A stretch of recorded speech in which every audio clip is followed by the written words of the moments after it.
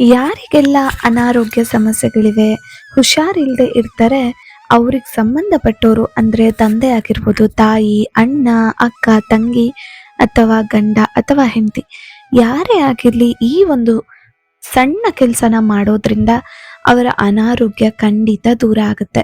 ಇದು ನಾನು ಹೇಳ್ತಿಲ್ಲ, ತುಂಬ ಜನ ಈ ರೀತಿ ಮಾಡಿ ಅವರು ತುಂಬ ಚೆನ್ನಾಗಿ ರಿಸಲ್ಟ್ನ ತಗೊಂಡಿದ್ದಾರೆ. ಸೊ ಇದು ಸಿಂಪಲ್ ಆಗಿ ಹೇಳಬೇಕು ಅಂದರೆ ಹನುಮಂತನನ್ನ ಪೂಜೆ ಮಾಡೋದು. ಹನುಮಂತನನ್ನ ಯಾಕೆ ಈ ಅನಾರೋಗ್ಯ ಇರೋರು ಪೂಜೆ ಮಾಡಬೇಕು, ಯಾಕೆ ಅವ್ರನ್ನ ಆರಾಧಿಸ್ಬೇಕು ಅಂದರೆ, ಹನುಮಂತ ನಿಮಗೆ ಗೊತ್ತೇ ಇದೆ ಅಲ್ವಾ, ಹನುಮಂತ ಚಿರಂಜೀವಿ. ಅವ್ರನ್ನ ಪೂಜೆ ಮಾಡೋದ್ರಿಂದ ನಮಗೆ ಬಲ, ಶಕ್ತಿ ಹಾಗೆ ಧೈರ್ಯ ಕೂಡ ಸಿಗುತ್ತೆ. ಹಾಗೆ ಈ ರೀತಿಯ ಅನಾರೋಗ್ಯದಿಂದ ಬಳಲೋ ಜನರಿಗೆ ತುಂಬಾನೇ ಒಳ್ಳೆಯದಾಗತ್ತೆ. ಹಾಗೆ ಆರೋಗ್ಯ ಭಾಗ್ಯ ಕೂಡ ಹೆಚ್ಚುತ್ತೆ. ಇದು ಹೇಗೆ ಮಾಡೋದು ಅಂದರೆ, ಯಾರಿಗೆ ಹುಷಾರಿರಲ್ವೋ ಅವರಿಗೆ ಸಂಬಂಧಪಟ್ಟವರು 7 ಶನಿವಾರಗಳು ಇದನ್ನು ಮಾಡಬೇಕು.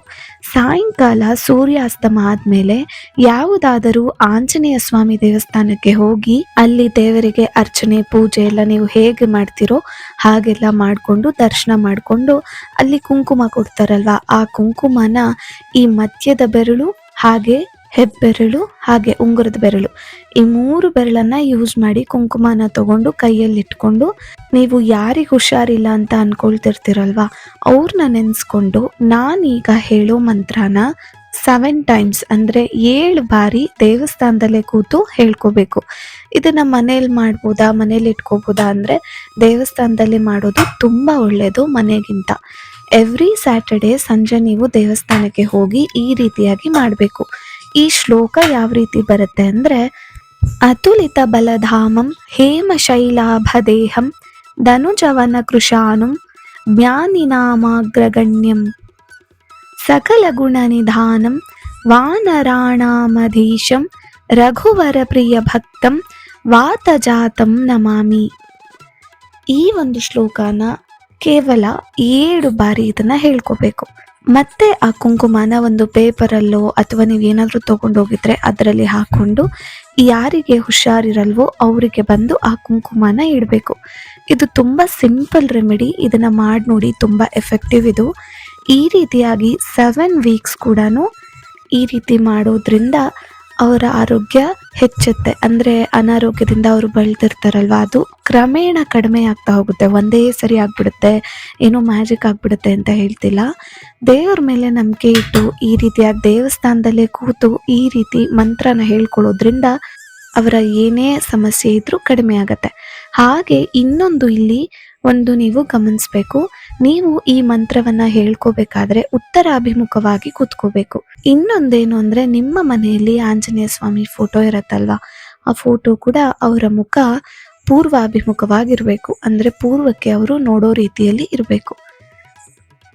ಅದು ಯಾವುದೇ ಆಂಜನೇಯ ಸ್ವಾಮಿ ಫೋಟೋ ಇರಲಿ, ಪೂರ್ವಕ್ಕೆ ನೋಡೋ ಥರ ಇದ್ರೆ ಒಳ್ಳೇದು ಅಂತಾರೆ.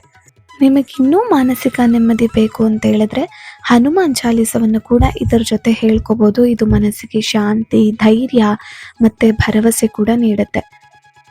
ಅನಾರೋಗ್ಯ ಸಮಯದಲ್ಲಿ ಇದು ಮನೋಬಲವನ್ನ ಹೆಚ್ಚು ಮಾಡುತ್ತೆ. ರಾಮಾಯಣದಲ್ಲಿ ಹನುಮಂತನು ಸಂಜೀವನಿ ಔಷಧಿಯನ್ನ ತರಲು ಸಂಪೂರ್ಣ ಪರ್ವತವನ್ನೇ ಹೊತ್ತು ತಂದು ಲಕ್ಷ್ಮಣನ ಪ್ರಾಣವನ್ನ ಉಳಿಸಿದ್ರಲ್ವಾ. ಆದ್ರಿಂದ ಆರೋಗ್ಯ ಮತ್ತು ಜೀವ ರಕ್ಷಣೆಯೊಂದಿಗೆ ಹನುಮಂತರ ಪ್ರಾಮುಖ್ಯತೆ ತುಂಬಾನೇ ಇದೆ. ಹನುಮಂತನು ದೈಹಿಕ ಹಾಗೂ ಮಾನಸಿಕ ಬಲದ ಪ್ರತೀಕ ಅಂತ ಕೂಡ ತುಂಬಾ ಜನ ಹೇಳ್ತಾರೆ. ನಿಮಗೆಲ್ಲರಿಗೂ ಗೊತ್ತಿರೋ ತರ ಹನುಮಂತನನ್ನ ವಜ್ರಕಾಯ ಅಂತ ಕರೀತಾರೆ. ಯಾಕೆ ಹೇಳಿ? ವಜ್ರದಂತೆ ದೃಢವಾದ ದೇಹವನ್ನ ಹೊಂದಿರ್ತಾರೆ, ಅದಕ್ಕೋಸ್ಕರ. ಇದರ ಇನ್ನೊಂದು ಅರ್ಥ ಏನಂದ್ರೆ, ದೈಹಿಕ ಶಕ್ತಿ, ರೋಗ ನಿರೋಧಕ ಸಾಮರ್ಥ್ಯ ಮತ್ತು ದೃಢ ಆರೋಗ್ಯವಾದ ಸಂಕೇತ ಅಂತ ಕೂಡ ಇದು ತೋರಿಸುತ್ತೆ. ಹಾಗೆ ಹನುಮಂತನು ಶಕ್ತಿ ಮತ್ತು ಪ್ರಾಣ ಶಕ್ತಿಯ ಸಂಕೇತ ಕೂಡ ಹೌದು. ಯಾಕೆ ಅಂದ್ರೆ ಹನುಮಂತನು ವಾಯುದೇವನ ಪುತ್ರನು. ವಾಯು ಅಂದ್ರೆ ಏನ್ ಹೇಳಿ? ಉಸಿರು. ಇದು ಜೀವದ ಆಧಾರ. ಹನುಮಂತನು ಪ್ರಾಣ ಶಕ್ತಿ ಮತ್ತು ಜೀವಂತಿಕೆಯ ಸಂಕೇತ ಅಂತ ಕೂಡ ಭಕ್ತರು ಭಾವಿಸ್ತಾರೆ. ಇನ್ನೊಂದು ವಿಶೇಷವಾದ ಸಂಗತಿ ಏನ್ ಗೊತ್ತಾ? ಹನುಮಂತನು ಪರಿಪೂರ್ಣ ಬ್ರಹ್ಮಚಾರಿ. ಯಾಕಂದ್ರೆ ಅವರು ಬ್ರಹ್ಮಚರ್ಯದ ಆದರ್ಶವನ್ನ ಪಾಲಿಸ್ತಾರೆ. ಆದ್ರಿಂದ ಆತ್ಮ ಸಂಯಮ, ಶಿಸ್ತು ಮತ್ತು ಆರೋಗ್ಯಕರ ಜೀವನದ ಆದರ್ಶವಾಗಿ ಇದನ್ನ ಕಾಣಲಾಗುತ್ತೆ. ಹನುಮಂತನನ್ನ ರೋಗ ನಿವಾರಕ ದೇವರೆಂದು ಕೂಡ ತುಂಬಾ ಜನ ಕರೀತಾರೆ.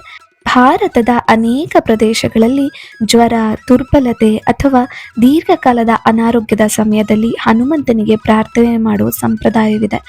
ಆರೋಗ್ಯಕ್ಕೆ ಸಂಬಂಧಪಟ್ಟ ಹನುಮಂತನ ಇನ್ನೊಂದು ಶ್ಲೋಕ ಇದೆ. ಇದನ್ನ ಕೂಡ ನೀವು ಇದ್ರ ಜೊತೆ ಹೇಳ್ಕೋಬಹುದು. ನಿಮಗೆ ಎಷ್ಟು ಬಾರಿ ಆಗುತ್ತೋ ಅಷ್ಟು ಬಾರಿ ಹೇಳ್ಕೋಬಹುದು. ಆದ್ರೆ ಇದು ಹೇಳ್ಕೊಳ್ಳಬೇಕು ಅಂತ ಏನೂ ಇಲ್ಲ. ಅದು ಒಂದು ಮಂತ್ರನ ನೀವು 7 ಬಾರಿ ಹೇಳಿದ್ರೆ ಸಾಕು.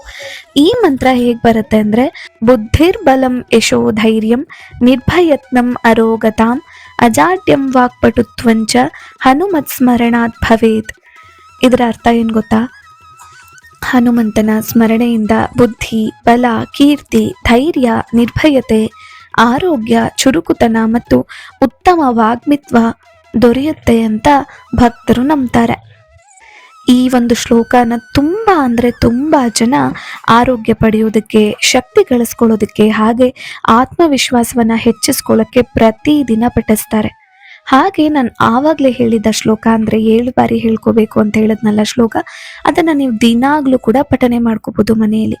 ಆದರೆ ಶನಿವಾರ ಮಾತ್ರ 7 ಶನಿವಾರಗಳು ನೀವು ದೇವಸ್ಥಾನದಲ್ಲೇ ಕೂತು ಪಠನೆ ಮಾಡಿಕೊಂಡ್ರೆ ತುಂಬ ಎಫೆಕ್ಟಿವ್ ಆಗಿರುತ್ತೆ.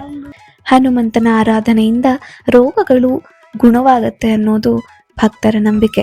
ಹೀಗೆ ಆ ಹನುಮಂತನ ಆಶೀರ್ವಾದ ನಿಮ್ಮೆಲ್ಲರಿಗೂ ಇರಲಿ ಅಂತ ಕೇಳ್ಕೊಳ್ತಾ ನಾನು ಈ ವಿಡಿಯೋನ ಸ್ಟಾಪ್ ಮಾಡ್ತಿದ್ದೀನಿ. ಏನೇ ಡೌಟ್ಸ್ ಇದ್ರೂ ಕಮೆಂಟಲ್ಲಿ ತಿಳಿಸಿ. ಶ್ರೀ ಕೃಷ್ಣ ಅರ್ಪಣಮಸ್ತು.